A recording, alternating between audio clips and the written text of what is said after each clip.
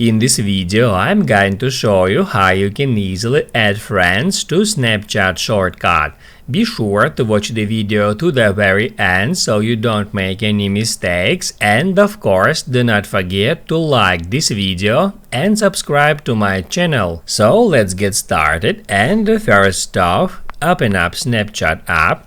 Then go into chats and then just swipe down to show that toolbar. Here, as you can see, I have two different shortcuts, and now in order to add a friends to that shortcuts, all I have to do is just hit add that plus sign, and that will show me these to my custom created shortcuts. I can just get into any of them, and in that way I can add their new users simply by checkmarking them.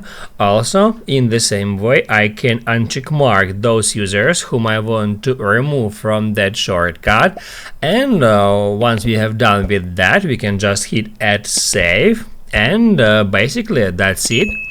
Now you can write down in the comments below if you have any questions about the tutorial, hit the like button if you liked that video, and see you in the next one.